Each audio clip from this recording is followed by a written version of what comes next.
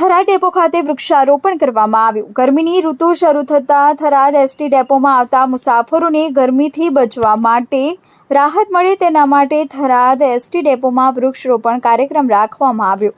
વડાપ્રધાન નરેન્દ્રભાઈ મોદીની પ્રેરણા તથા મુખ્યમંત્રી ભૂપેન્દ્રભાઈ પટેલજીના માર્ગદર્શનથી દૈનિક 8,000થી વધુ બસો થકી 32 લાખ કિલોમીટરનું સંચાલન કરી 25 લાખ મુસાફરોને સલામત જાહેર પરિવહનની સેવા પૂરી પાડતા એસટી નિગમમાં શુભયાત્રા સ્વચ્છ યાત્રા બેનર હેઠળ રાજવ્યાપી સ્વચ્છતા અભિયાન અંતર્ગત પાલનપુર વિભાગના વિભાગીય નિયામક કિરીટભાઈ ચૌધરીના માર્ગદર્શન હેઠળ થરાદ ડેપો ખાતે અઠવાડિયે કાર્યક્રમ અંતર્ગત થરાદ ડેપો ખાતે વૃક્ષારોપણ કરવામાં આવ્યું, જેમાં રોપેલ વૃક્ષોના દાતા વૃક્ષપ્રેમી બુઢનપુર નિવાસી ગુલાબગીરી અતીત રહ્યા હતા અને ગુલાબગીરી અતીતના અધ્યક્ષસ્થાને વૃક્ષારોપણ કરવામાં આવ્યું।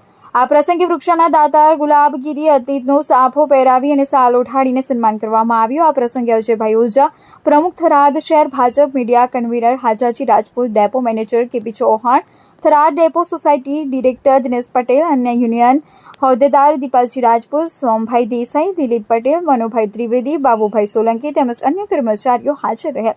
તેમજ થરાદ ડેપો મેનેજરી દ્વારા જાહેર જનતાને સ્વચ્છતા જાળવવા આહવાન કરવામાં આવ્યું। આ અભિયાન અંતર્ગત એસટી બસ ડેપો ખાતે વૃક્ષારોપણ, મેડિકલ કેમ્પ, સ્વચ્છતા કામગીરી અને તેને લગતા કાર્યક્રમો યોજવામાં આવ્યા છે। આવો આપણે સૌ સાથે મળીને આ અભિયાનમાં યોગદાન આપીએ અને આપણી એસટીને સ્વચ્છતા માટે આદર્શ બનાવીએ।